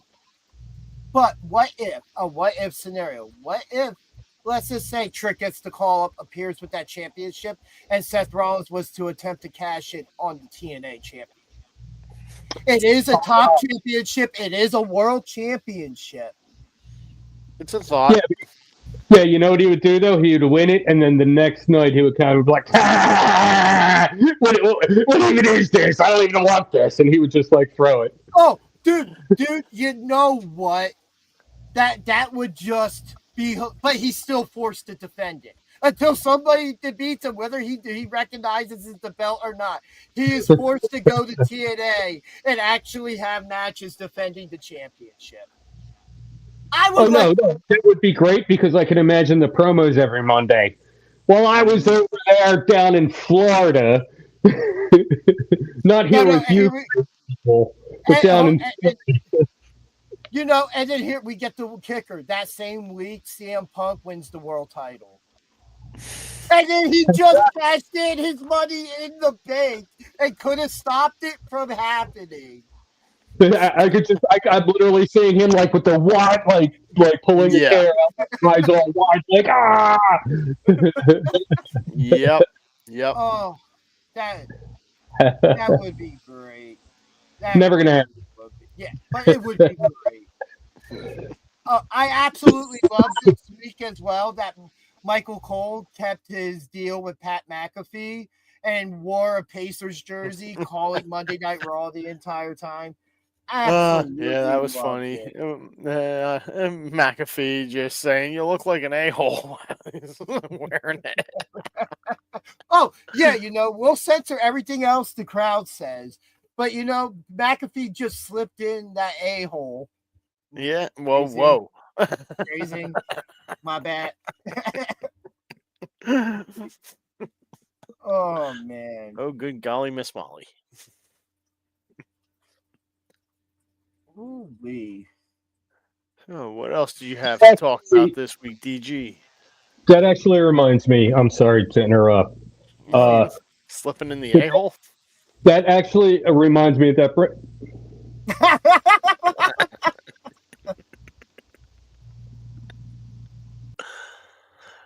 He put himself in the cave. Oh my God. That made him hungry? So there was news this week that Triple H is asking fans not to curse. Yes. Now the ECW fan in me wants to but like F that S. the guy in my late 20s like I am. My birthday's tomorrow, by the way. Happy birthday tomorrow. I'll be 29 again. So a guy in my late 20s like myself, I recognize that there might be kids there. They're young and impressionable. So I see where Triple H is coming from. And I'm like, thinking about it, because I'm a chanter. When I go to shows, we're loud. We make noise. We are the hype men. Yeah. Especially you and me. We are probably the two of the loudest outside of Tara at SPO shows. Yeah, but Tara, you can't understand what she's saying a lot of the time. No offense, Tara. I love you. You're great. It just comes out like a garbled mess a lot of the time. She's very high pitched. But what I'm saying is we have always been within PG-13 guidelines. We'll drop a holy shit when the appropriate is necessary. Yeah, when the appropriate is necessary. when it's appropriate and necessary. But otherwise, like, yeah, we keep it clean. And like, why can't these people who are spending all this money to go to these shows? We're spending like $5 to go to these shows in a garage and like, you know what I mean, and be rowdy. Like, why can't these people in this situation, like, you know, it doesn't have to be F you this guy, you know. That's all. Just That's have a all. little class is all you're saying. I'm as vulgar a guy as the next. But when it comes to who's around me, you know, I kind of keep it together. Discreet. Yeah. You can still chant without using vulgar language. There are clever ways to say things. So, how I feel about that is I agree with you, especially when it comes to WWE. WWE, especially since they went public, they went with the more family-friendly shows. You know, they don't want all that, like how it was during the Attitude Era. We kind of veered away from that, and that's fine.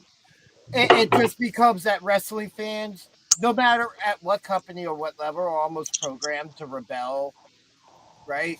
Like, you tell us not to drop F-bombs, we're going to drop F-bombs.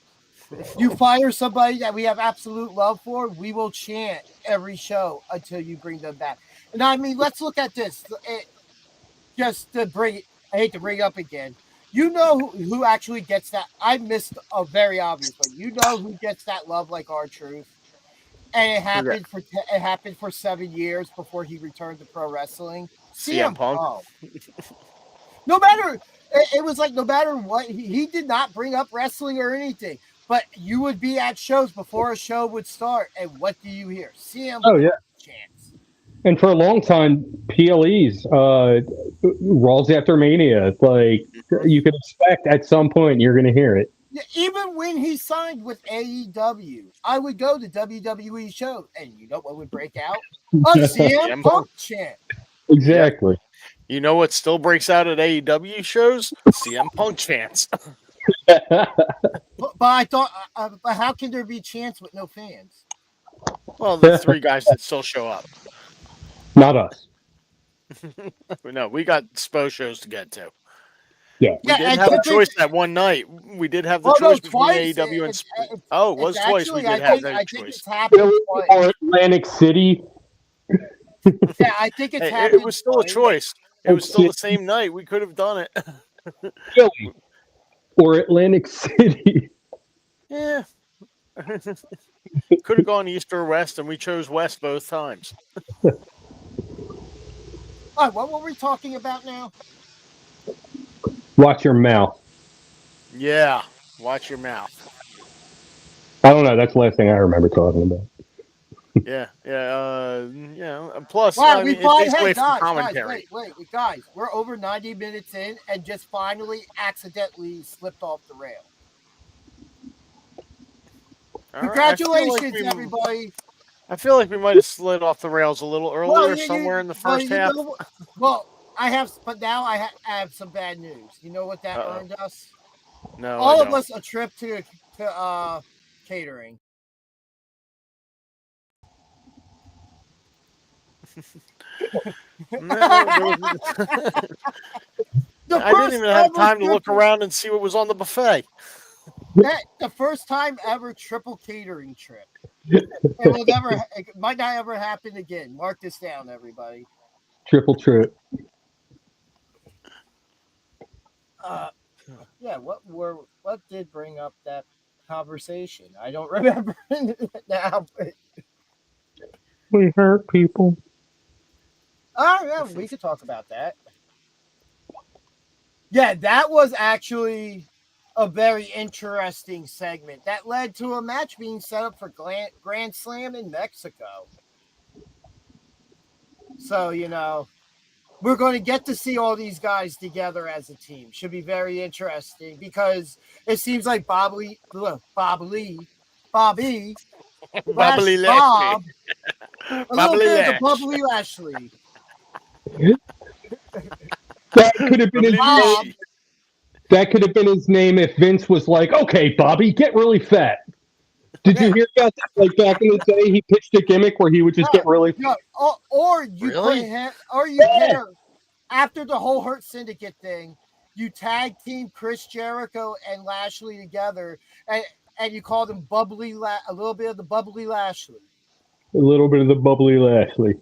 Yeah. And there you go. Book it. Yep, and So, yeah. catering. The Hurt Syndicate, it's just every week, it's just more and more engaging. I mean, these guys he's dancing. These guys, okay. Man, I can't see this. I can't. You're coming. Oh, he's waving no. He's waving no. I'm gonna. Okay. I don't want to know what he's doing. This is for BJ's eyes only, folks. Oh, the belt. Oh no. God. BJ, Oh, what's going on there? DG down? I think he just bent over to take his pants off. Oh, no.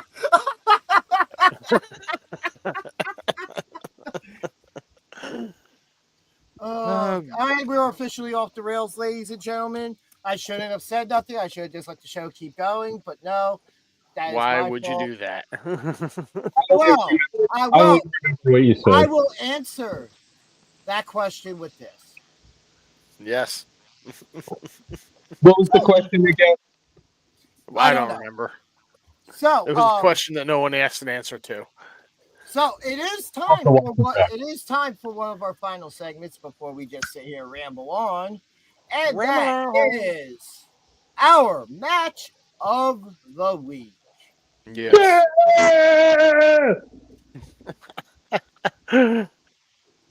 BJ turned himself into a live Muppet. There you go.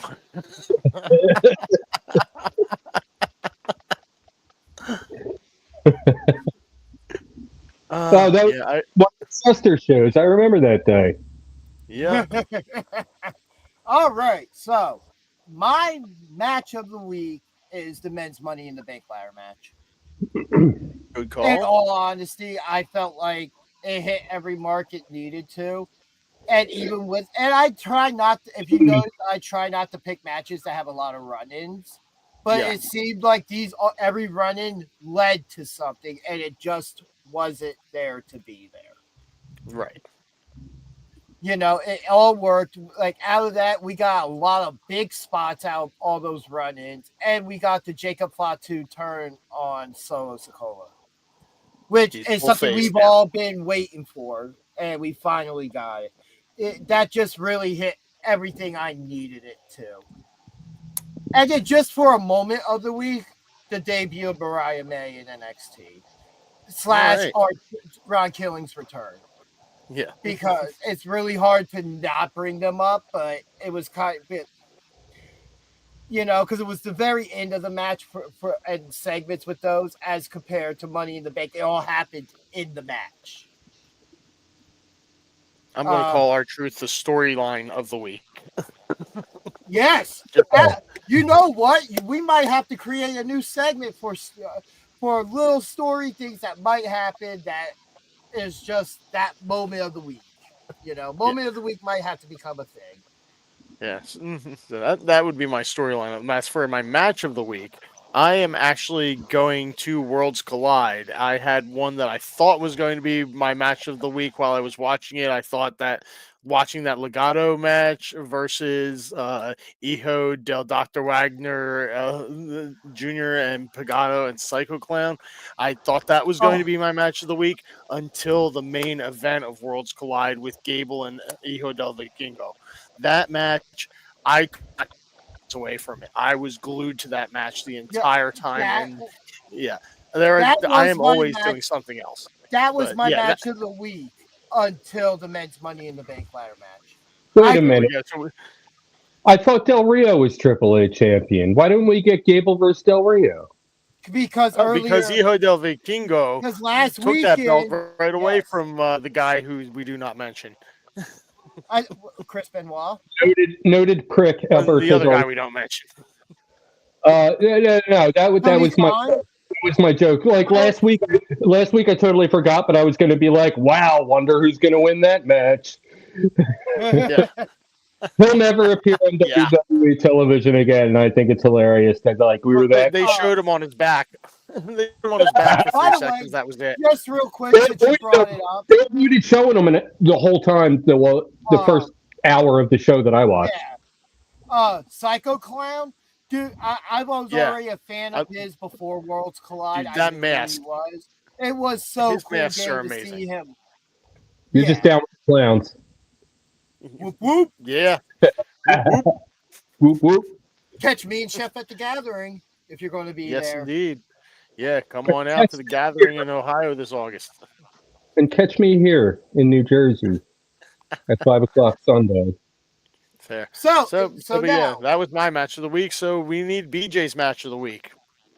Women's Money in the Bank ladder match. Oh my God. Oh, so many spots. The devil's kiss on the ladder. yes. The multiple synchronized ladder spots. The Rhea, just so many. I'm thinking back, and all I remember is just seeing Rhea out of the ring, just about to kill somebody. Like Rhea page. Like, and I got my pick. That was number 3 on my list. The women's. Just Like wow. if I were to round my list out, the North American Championship from that show is 4, so that's 3 matches or 2 matches each, and then my other match of the week, if I were to round it out, is probably the Mike Santana Trick Williams match from NXT. NXT typically always gives me a contender for match of the week. If I had not fallen asleep during 2 shows this week, I may have a different match of the week. But from what I observed, women's the bank ladder. There you go. Yeah. Oh, absolutely a great. This was one of those days where it's like, usually as a combined, like, you know, we see something like a Fighter Fest, right? That's 4 hours long. You know, or like AEW pay-per-view, we're like, oh, we know this is going to run after midnight and all the things. Or we get the days like where we have 2 events the same day. This was one of those times where it wasn't a drain on me, and it really was. Worlds Collide was a great appetizer for what Money in the Bank was, and the fact that they found a way to connect the shows. With Dominic defending the Intercontinental Championship against Octagon Jr. was absolutely great booking on that part. So I wound up watching them in reverse order, so that didn't have quite the same effect on me. But yeah, I get where we're coming from with it. Well, just looking in hindsight now, because now you can connect the dots in order. Yes, exactly. You're forward. You were backward booking. I was forward booking. He was asleep at the knee. Worlds Collide was a Money in the Bank prequel for me. I edited all morning, okay? Do you know what I hear? Besides dead air, excuses. Oh, chat. Man, this is going to be tough. I have to adjust the volume and cut out all this. This is going to take me a long time. 13 hours later, it's uploaded. Go ahead and do your part. Yeah, it'll be out in 2 weeks. Hey, but you didn't work. You didn't work all that 13 hours. No. Okay. So what was the total time of work? Probably 4 hours. Are you including screen time? 5.5.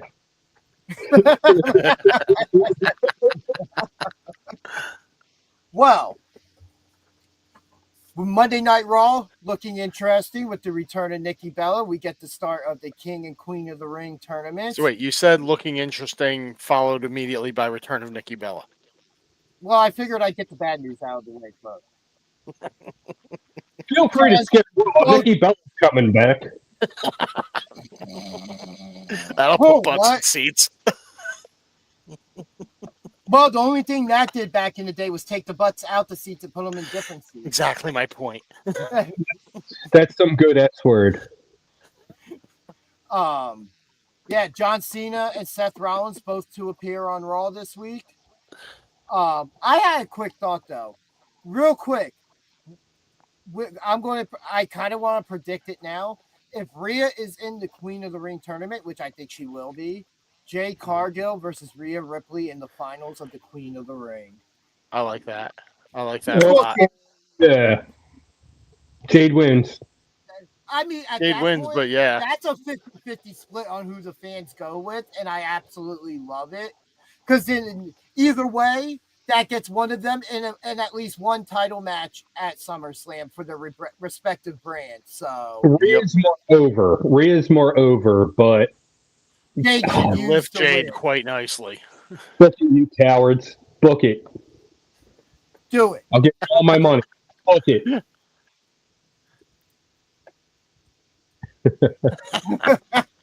I'm not sure which part that's for. Neither am I, but we'll take it. All comments most of the time are good comments. I'm really looking forward to see what happens next in TNA this week with Trick having that. TNA, we really need to get time to be able to talk about them more and make a bit more time because Let's talk TNA's about really it.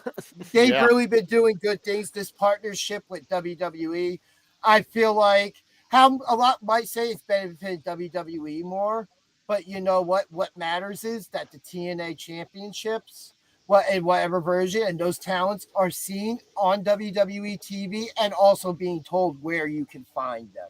So it's no mystery. You now know where to find them, and even to a point that TNA is on a major uptrend. It seems like everybody recently, even if you take WWE out and you're like, all right, typical WWE trend. AEW's on an uptrend. The Indies are on an uptrend still. Mhm. AEW personally was on an uptrend for me, and then they pull this 4-hour show stuff, and I'm like, yeah, no. Yeah, I'm not going to be able to watch it all in please, one sitting. I don't know how I did it this past week. They managed to just fit real through, quick. great stories into 2 hours, and then maybe a couple fluff matches, and now it's like, oh yeah, 4 hours, just go. So just really quick, stop booking Adam Cole and Paragon in matches cooldown spots. You are literally taking all the heat, good or bad, off your mid-card championship. Tony Khan, please stop doing it because I want to be invested in this group. Ooh. And it's kind of hard. I was too tired to care by the to time they came out. And both at the pay-per-view and this past week. Paragon versus Octagon and Pentagon. Shapes. And for some reason, you have somebody in a Porygon Pokemon costume as the third What guy. about some origami? Yeah.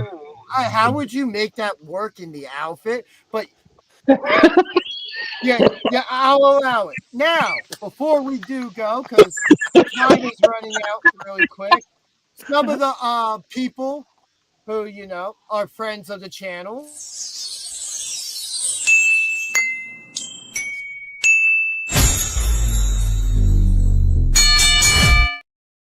Love that graphic. Yes, Wrestle Realm.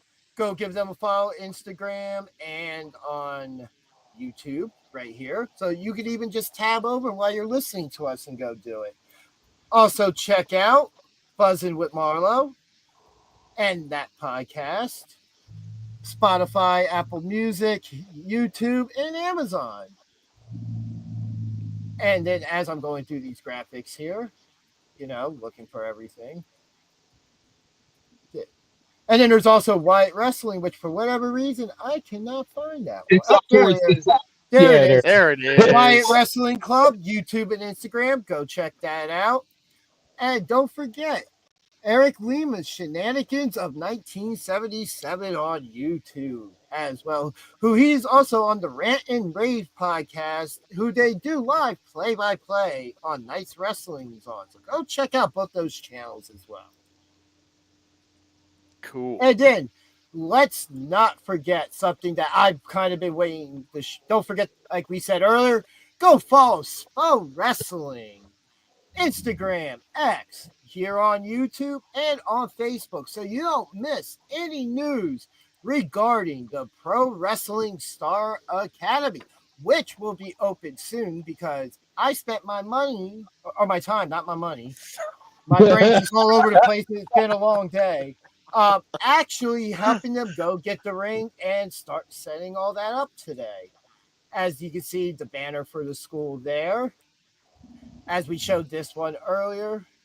And, and there's the ring partially set up. If you always wanted to know Humble what beginnings. a ring looked like and its most basic form that everybody bumps on, even Wait, with that. how am I supposed to fit under there? Shrink. There's no room. Yeah, dude. Look, I can't really disclose that here on the air. I'll tell you off the air because kayfabe. Well, if Oh, Sean and Triple H the can both get under there, I'm sure you can. There's a trap door and there's a pit under there. Okay, cool. So I totally spoiled my spot for 2 years from now. But Yes, you did. Good job. And then don't forget to go give these awesome guys at Primal Fear a follow on Instagram.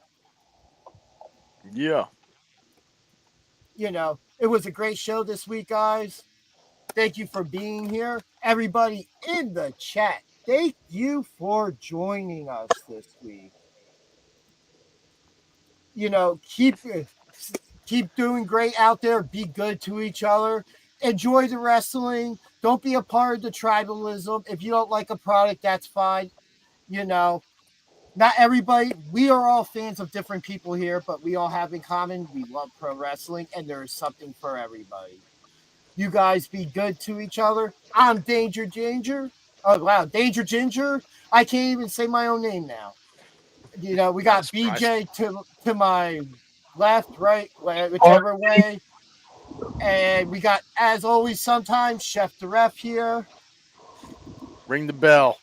Hey, Ryan, if you would like to be on the show with us next week, reach out to me and let me know. We would be more than happy to have you on the show. It's been a while since we had a guest, so we haven't had one since WrestleMania weekend NXT. Yeah, well, we've also had a lot of shows. Yeah. No, I'm saying we haven't. So it looks like confirmed here live on the air. Ryan Milkey from Wrestle Realm will be joining us next week. And on that note, we are BJ and DG Talk Wrestling, and we will see you next week right here on YouTube for another episode. Let's catch you guys later. Ring the bell. Let's get out. Everybody watching, I'm going to need you to visit www.freakkings.com. Check out all the merch. And before you do that, I'm going to need you to check out